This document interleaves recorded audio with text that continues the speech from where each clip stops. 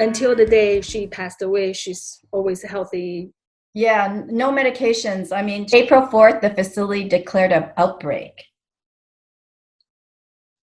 April 11th, it took them to April 11th to test people. And then it came back April 12th that she was positive, but she had no symptoms. No cough, no respiratory problems, no nothing, right? And every day, like they would say, oh, your grandmother had a fever the day before we tested, but we just gave her a Tylenol and it was a slight fever and that was it. And then every day after that, she never had a fever. So they thought, she's okay, she's okay, she's okay. But all this time when they were saying, she was okay, I didn't know that their staffing levels were so decimated, right? After we pressed and pressed, there was a press release that said down to 20%. And at the beginning, when you read it, you think you read it wrong, right? Like after my plea on CBC on the 15th, and we didn't get any help, no SWAT team came then. So we went there and we looked at the staff that was coming in, and we thanked all the healthcare workers that were there and really encouraged them, because you got to be so brave to go in that place at 20% staffing capacity and what your effort would have to be. So the last time you talked to your grandma, that was the one? The last time I talked to grandmother was on the 22nd, when the staff took it upon themselves to just call me on a video chat without any appointment or anything, because a PSW had thought that she wasn't doing well. So I had her on her phone. I had just come back from being at Mongshong and thanking staff and holding my sign that said, when is the SWAT team coming, right? And so we actually was able to kind of call my mother and my father. My mother's her daughter on the echo drop, so that we have an echo drop to kind of check on my parents since they're seniors and they insist on being by themselves. So, okay, so we have this. So we called on them. They were able to hear me and answer. So then we showed the two screens, and then my mom was able to see her mom and my dad was able to see my grandmother. And she did look a little bit disoriented and uncomfortable. Well, she was kind of agitated because they're trying to make her kind of like on the screen and everything, right, to catch her face, right? But the next day, like on the 23rd, she was better again. Like she was drinking and she was better. So then they're like, oh, grandma's better. So you have to remember, grandmother has recovered from so many things and so many falls. Like last year she fell every month, but she was like a rubber ball. She'd fall down and not break a nail. She was legendary. Like, exactly. She was absolutely legendary in that place. The doctors were amazed. The PSDs were amazed. The PSWs were amazed. And, at one point, the PSWs and the nurses were, because she's educated and she could read, they were starting to write poems and asking her to read them, checking her vocab, right? And checking her understanding, right? And she would read them, and then they're like, oh, she can do poetry. Then they're like, okay, let's see if she can do math. So then they were giving her math equations, like, 2 + 2 is 4, 2 + 3 is, whatever, right? And she was like reading them and she knew them. So then they thought, what else can we test grandmother on? She's so legendary. So then they started saying, I know where I'll get her. So then they wrote out A, B, C, D, like in English. So then grandmother would read A, B, C, D. And then I'm like, yeah, sure, okay. But then she'll turn to them and say E, F, G, H, she would recite the alphabet, right? I'm like, hey, you're missing a couple of letters in here, like kind of thing. So, she was so quick. She was so smart, and she was, rock star. Rock star, yeah. And then how was the funeral? The funeral, there's a restriction on funerals, right? So not only did the families were forbidden to go see their seniors while they were ill in the nursing home, right? Because of the lockdown. So the funeral, you're only allowed 10, and you have to be distanced from yourselves and from the funeral staff and from the cemetery staff at the grave site. So it's like 6 feet apart. You cannot get near the coffin. So you have to stay 6 feet away. Because it's an outbreak home, and even non-outbreak homes, I think they're requiring this now, but you would have to double check that. You can't bring anything from the home. So grandmother did not have her favorite hat. Her favorite hats, they used to kid her about, right? Are these knit hats that have Michael Kors on it, MK. And the staff would say, Michael Kors, huh? And walk away from grandmother, right? Because they're like, this 100-year-old lady's rocking Michael Kors hats, right? Like that, right? Or Listenza, lingerie or whatever, right? But so she couldn't have her favorite hat. She couldn't have her denture. She couldn't have her hearing aid. She couldn't have anything that was in her room, which is considered her home. I know as a Christian, we don't need any of that stuff anymore, but would have been nice to put her dentures in her mouth. So that was kind of sad. And then you're only allowed 10 people, and they really don't want you to go to the max of 10 people. They want you as small as possible and as quick as possible. So I always imagined I would have a huge homegoing for grandmother, a huge send-off with her old neighbors from eons ago, and, her community activists that she knew, like Amy and Avi and Alan and all her relatives, and, show the decades of photos. And she has 6 grandkids, and I think she has 9 great-grandkids. Like the beginning with she separated with your grandpa for 30 years. That was the first time she joined her husband in Canada. Yeah, can you imagine getting married at 18, seeing him like 7 years later, having 3 kids, and then never seeing that person until you're 50 years old? They're braver than us. I mean, if we didn't see somebody for 30-something years, she's 50. So she came on her own. So this little 50-year-old lady that spoke no English whatsoever had to get to Hong Kong, I guess, and then go from Hong Kong or wherever they went from to get to Toronto. I don't know if they had direct flights or whether they had to stop like somewhere else, like in Vancouver or somewhere, and then come or whatever. But she made the journey. She got off that plane and she faced someone that she hadn't seen in a long, long time. Oh my goodness. Whew. But he had a coat for her, and he had boots for her because it was winter. Wow. And I'm sure they fit her, right? So that's just amazing that, he can kind of gauge that after such a distance, like it's a romance story. It's a sad story. It's so many things, it's perseverance. It's a whole bunch of stuff, faith, everything,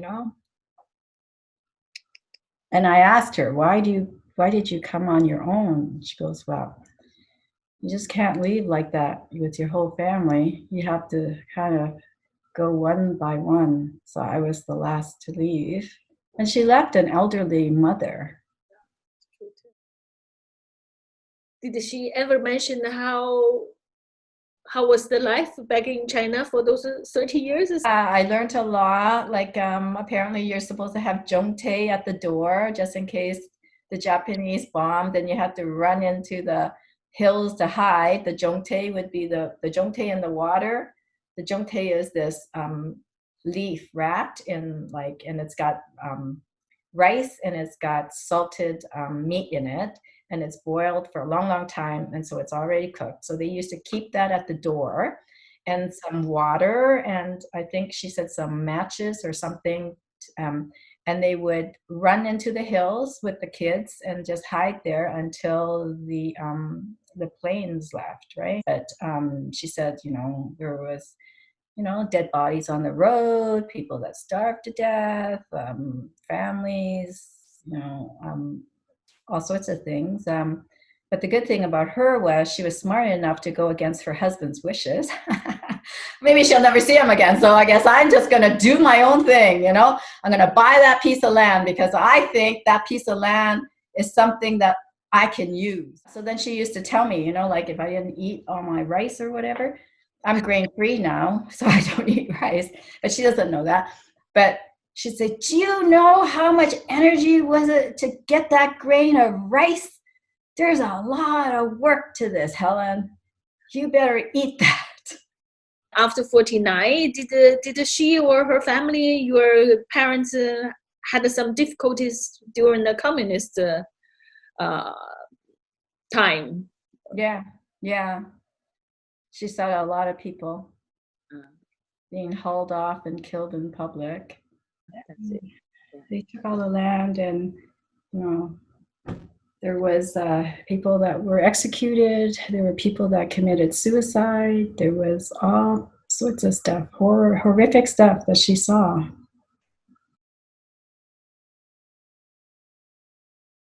Yeah, and it wasn't like she planned to do any of that stuff, right? But she'd read in the newspaper something, and she'd say, "That's totally wrong. That's racism, or that's injustice, or that's not fair, right? Like that's just not right." And I remember, she'd say, "Helen, don't you think should be something done about that?" And I was like, kid, I'm like, "Yeah, Grandma, yeah." And I'm like, I just want to go out and have a good time.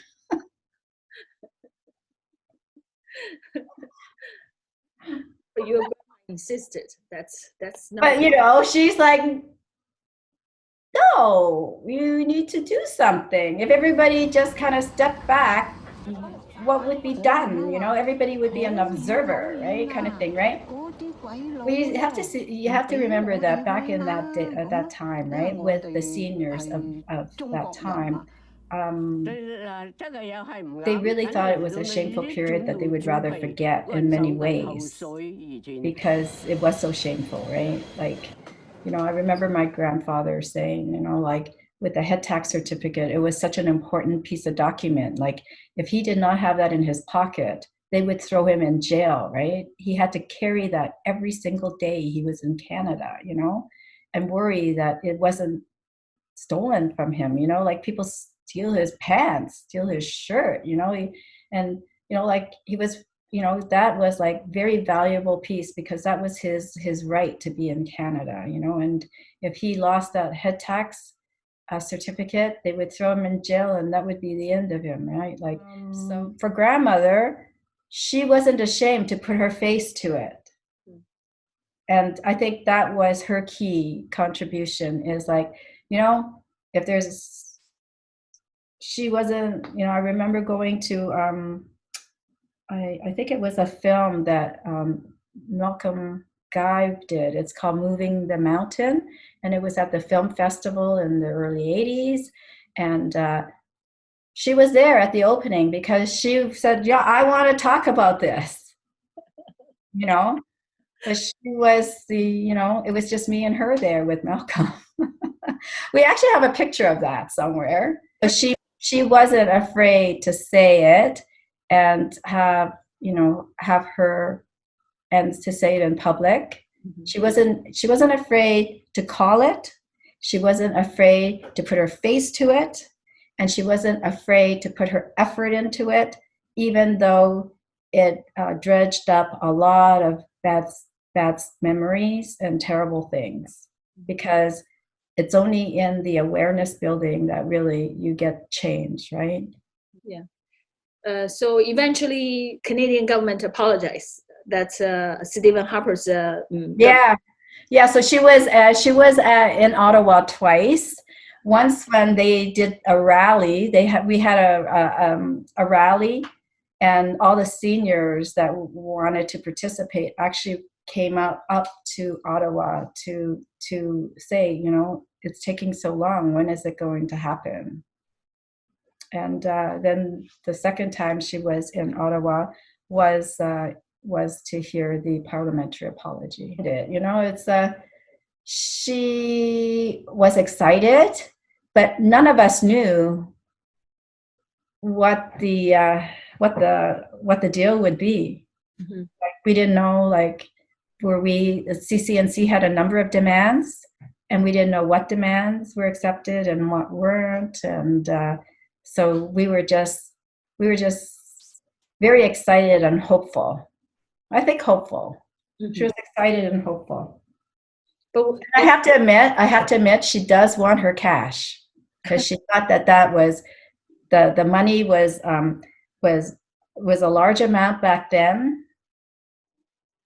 And, you know, the Chinese people not only helped build the railroad. If it wasn't for the Chinese workers, the railroad wouldn't have been built, and the almost dangerous parts of it wouldn't have been done. It wouldn't have been done, completed on time.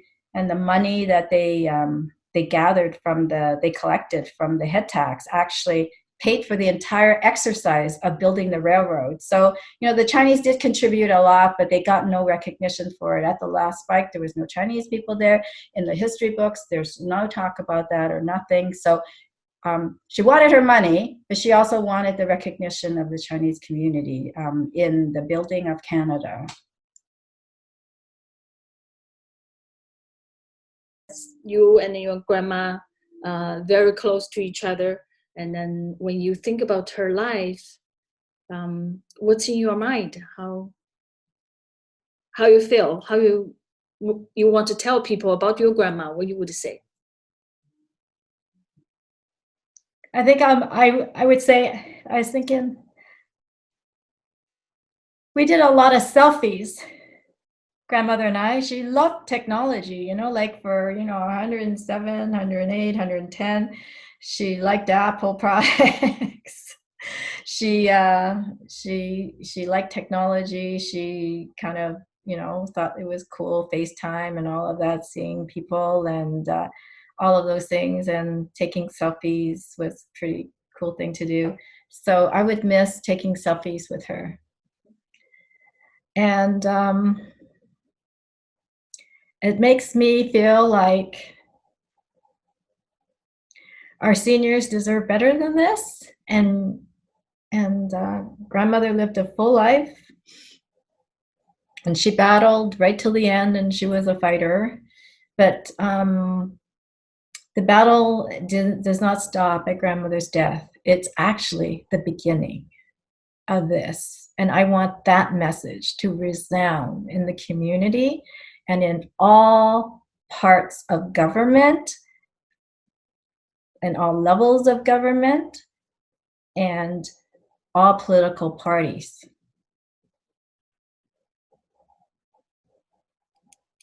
Just like the head tax did, the campaign, and hopefully we will not take 23 years to address it properly. And she was way more kind-hearted, and her spirit was a lot more gentler. Although she was a fighter, she was very, very kind to everyone. And I think that kind of plays on my mind too. Thank you, Helen, for accepting my interview and then telling us the story about your grandma. You're welcome. Thanks for the time.